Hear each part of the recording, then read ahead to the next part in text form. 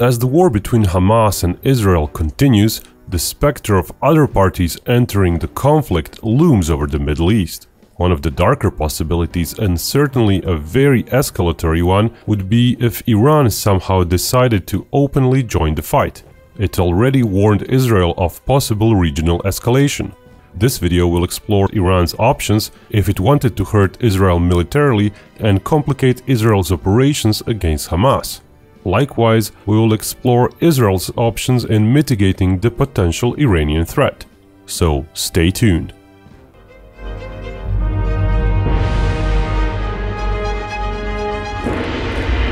If Iran wants to actively participate in the conflict, it has several options. It can do what it's been doing for years now, funneling funds and weapons to its proxies, like the Hezbollah.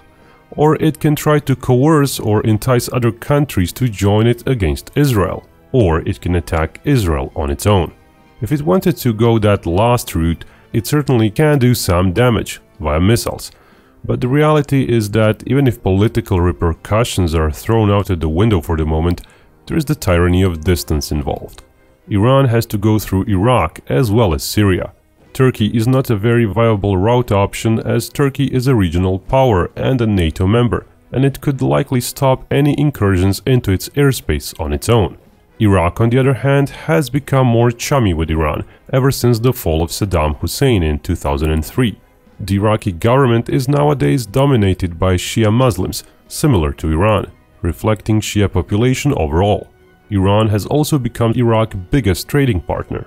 Gaza Strip population is predominantly Sunni Muslim, but that didn't stop the Iraqi government for condemning Israeli actions in the 2008 Gaza war.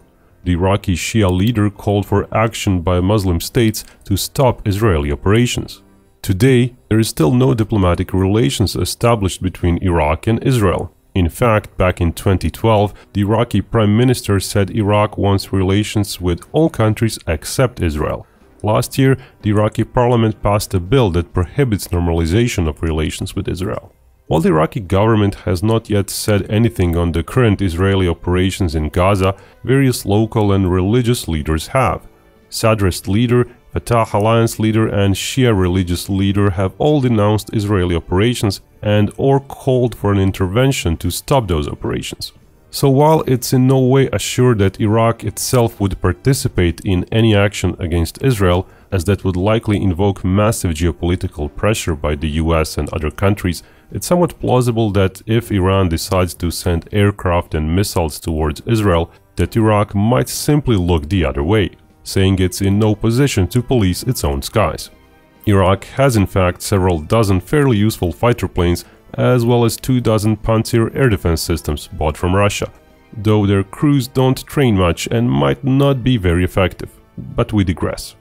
Going through Iraq would not be enough. Syria would also need to be traversed, though as its government is sympathetic to Iran, there would likely be no comments there. Jordan would not be an option since it has good relations with Israel and the West. While it would not be able to stop ballistic missiles on Israel, it could intercept invading Iranian aircraft. And all that is before we get to Israeli air might, which is considerable, to say the least, with over 300 frontline unit combat jets, all of them either modernized in the 1990s and 2000s or of newer make, like the F-35. Coupled with all the early warning systems Israel has, as well as Israel's fairly potent air defense network, the compact form of Israel as a country would be very well protected against aircraft incursions. It's unlikely that whatever planes Iran could muster to cross such a huge distance would manage to do anything meaningful, other than getting shot down. The distance involved is simply too great for most of the Iranian fighters to fly to Israel even empty, and let alone with a meaningful load. Iran has some 2 or 3 operational tanker aircraft, which might help a few dozen F-4s and F-14s to get across. Other planes would be of little help when it comes to bomb delivery. Using standoff munitions like air-launched cruise missiles would be a safer bet for Iran, and even other types like the Su-24s have been observed with such weapons. But the issue there is the fact that Iran doesn't likely have vast stocks of cruise missiles, especially compact air-launched ones. Since mid-last decade, several such missile types have been tested, but not many have been actually put into service, as Iran had issues with sourcing miniaturized jet engine technology. Lately that seems to have been overcome, but still it's unlikely we're talking about hundreds of air-launched missiles deployed. For comparison, a country like the United Kingdom has fewer than 800 such weapons. There are of course larger ground-launched cruise missiles. Iran has had those since a decade ago and has slowly been building up their inventory. That being said, no one really knows if by 2023 we could be talking about a few hundred such large long-range missiles or over 1,000. The Sumar family of missiles in its recent variants has managed to yield ranges of over 1,300 kilometers while flying low. That's enough to fire such a missile from Iran and have it reach anywhere in Israel. In theory. In practice, the missile would still be confined by its limited approach vector through Syria, maybe through Jordan, though then it could be detected even earlier and fired upon by Jordan. And once it gets near Israel, it would more likely than not get detected and shot down.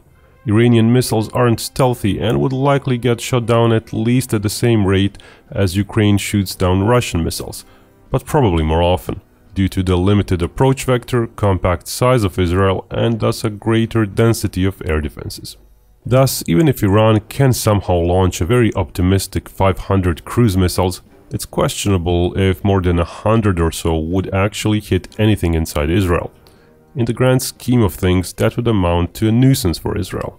Israel, for example, said it dropped 6,000 bombs on the Gaza Strip in the first 6 days of its operations. What could be more dangerous are Iran's ballistic missiles.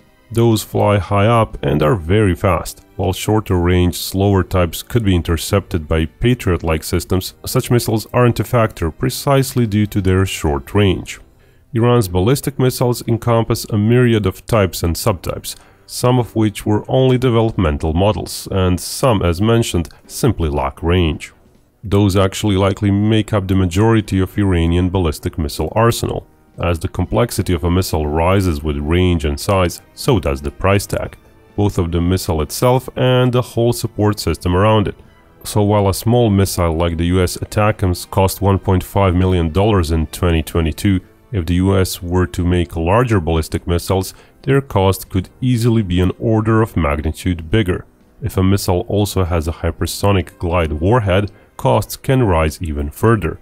For example, the US Dark Eagle missile costs a whopping $40 million, projected for a 300 missile production run. For a missile to reach Israel, it has to have a range of over 1,000 kilometers, likely more, to increase the number of launch areas in Iran, and possibly even over 1,500 kilometers if depressed trajectories are to be used, which are less efficient range-wise but are harder to intercept. Added technological items to increase precision, maneuverability, radar cross-section are all possible. Iran does use such techniques in their newest missiles, like the Khorramshahr family, but those make the missile even more expensive, thus less likely to be produced in high numbers. A number of missiles per type available to Iran is a metric that's simply not available. There are satellite images out there which show 16 launcher trailers for the Khorramshahr missile outside its production facility during the spring of 2023. But whether that means the production pace is 60 launchers per year, or less or more, that's hard to tell. Plus, early versions of Khorramshahr have been shown since 2017. To date, 4 separate variants have been observed. It's likely mass production has not started in 2017 for the said early variant. But whether Iran has 100 of such advanced missiles or a few hundred, that's impossible to say.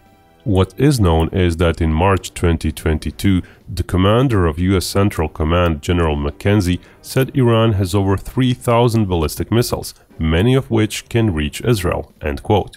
That statement is still vague, but it's likely the 2022 count was closer to 3,000 rather than 4,000, and due to reasons explained earlier, it's unlikely the missiles with ranges of over 1,000 kilometers compose over half of the said number, if that.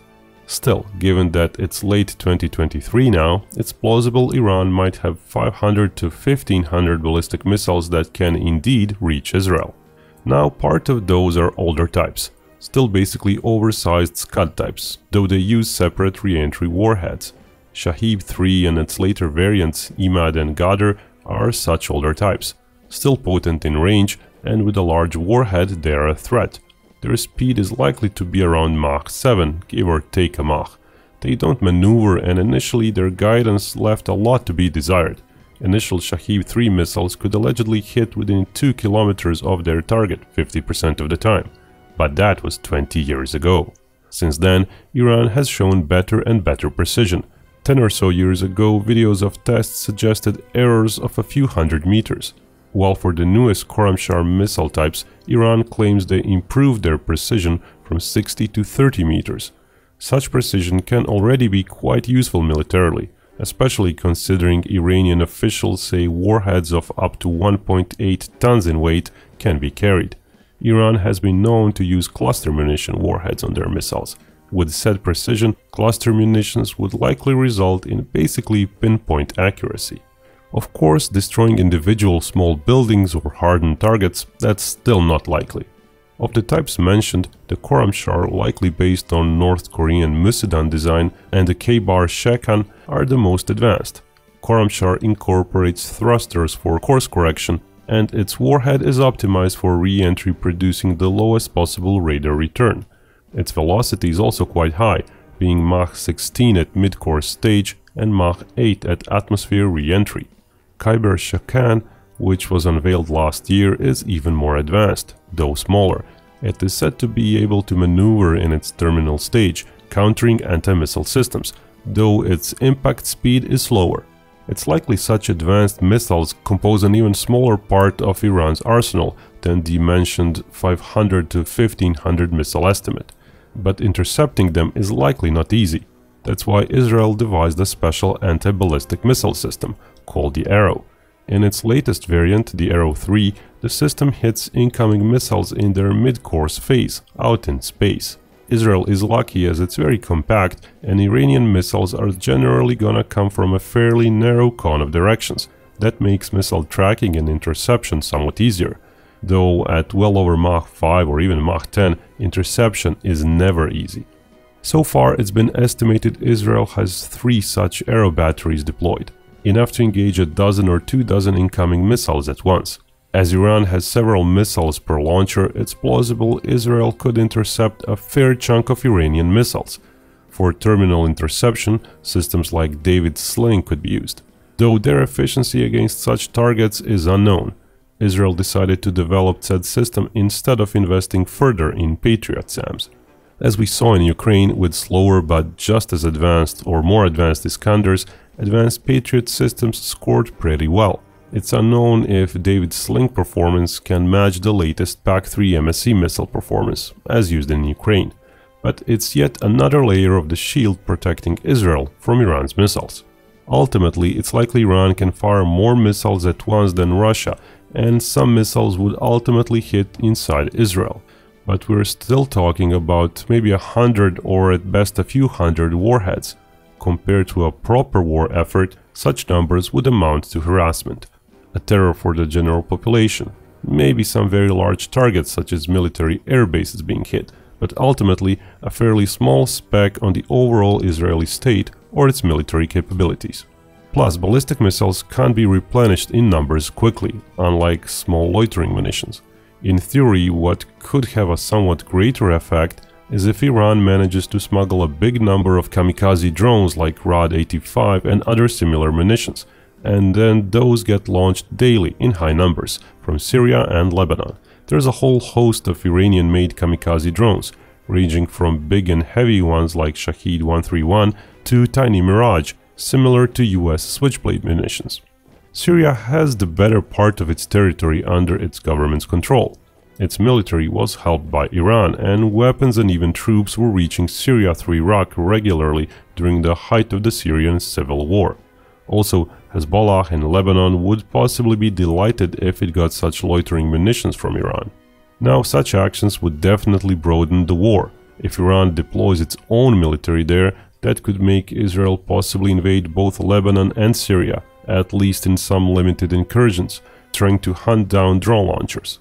In a way, if Israel is pressured into doing that, The sole fact the war widened could be more damaging to Israel than whatever actual destructive effort such drones could have, which is why Israel might not be so quick to send in ground troops, and would initially try to simply fight drones with its air defenses and use air power to seek out and destroy drone launchers.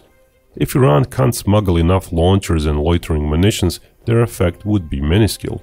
The munitions need to be launched in huge waves, so some have a chance of overwhelming the defenses. That's what we were seeing in Ukraine, with Russia waiting for a few weeks at a time to accumulate enough munitions to start a short-term attack campaign. Loitering munitions such as Shaheeds are slow, fairly easy to destroy once detected, and have a small warhead. Plus, Iran and its proxies would lack real-time info on anything that's not a fixed-site target. So it's likely even such tactical-sized drones would be used either against industrial targets, against fixed military bases, or simply as weapons of terror. Larger loitering munitions like Shahed 136, made famous by Russian use in Ukraine, or the Arash-2 possess enough range to be launched from Iran itself.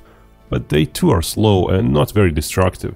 Their simple flight profiles still mean they're easy to track, despite their almost strategic reach. Numbers are hard to estimate. The US Defense Intelligence Agency estimated Russia received at least 400 Shaheeds by July 2023. Ukraine, on the other hand, said Russia got 1,700 Shaheeds during 2022. So 1,000 Shaheeds in Russia, give or take a 500?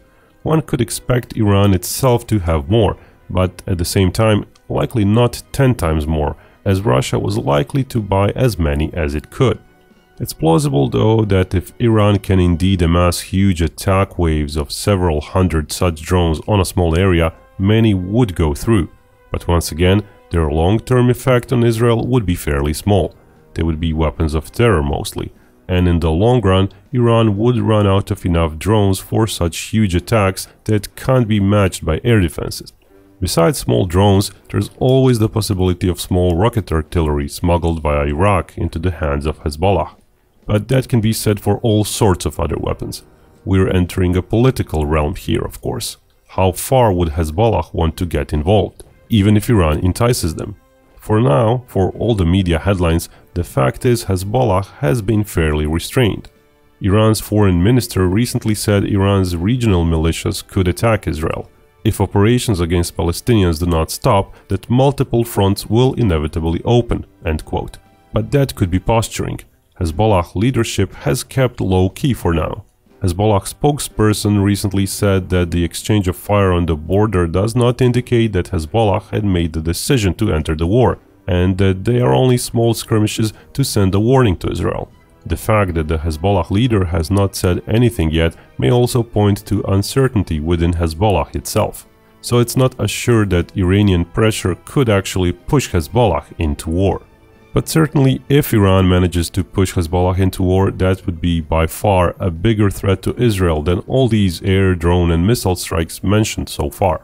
Chain's defense publication estimated in 2017 that Hezbollah had 25,000 active troops and another 25 or so thousand reservists. In 2021, Hezbollah's leaders said they have 100,000 troops. The truth may be somewhere in the middle. While those figures may be comparable to whatever Hamas can muster if mobilized in Gaza, the fact remains Hezbollah is better trained, more experienced, and better equipped than Hamas. While they mostly lack big systems like tanks and air defenses, they have a large number of advanced anti-tank systems and shoulder-launched anti-air missiles, and between 130 and 150,000 tactical rocket artillery munitions. That's according to the Israeli government. While unguided and small and fairly easy to be shot down, their sheer numbers would mean Israel would regularly have issues intercepting all. Some have a decent range, even reaching Tel Aviv. But the most dangerous aspect of Hezbollah is that they are battle-trained, both by the 2006 war against Israel and by years of operations in Syria. Plus, Hezbollah is said to regularly train in Iran as well. Iran would certainly be shipping as many weapons through Iraq and Syria to Hezbollah as it can. But as for actual troops on the ground, that's less likely. Iranian troops attacking Israel from Syria or Lebanon, that would be a serious escalation. At that point, Western powers would possibly go to war against Iran itself. So overall, Iranian options against Israel are limited. They exist, but no single option is really effective. All the long-range strike options combined would still amount to something Israel could shrug off. It's only if Hezbollah gets involved 100%, fully supplied by Iran, while Israel is, for example, fully involved in a ground war in Gaza, and while the West Bank is full of violent protests, only then would Israel be truly tested. But even then, in the long run, it's questionable what a militia-style force like Hezbollah, even if supplied by Iran, even if well-trained, can do in offensive actions against Israel. When defending in Lebanon, they could do fairly okay. But offensively, a militia force won't be able to redirect Israeli forces from Gaza up north. That's precisely why Israel mobilized 360,000 reservists, to have a backup if Hezbollah gets involved. Furthermore, if Israel after settling Gaza redirects against Hezbollah, and if Israel goes into Lebanon proper, Iran risks losing a powerful and important ally. While Hezbollah probably can't be fully destroyed, Israel could diminish its power greatly for many years to come. To sum it up, Iran can meddle in the current conflict, but it can't do anything to truly change its outcome. And remember, Binkov may talk about war, but only real peace can bring us all together.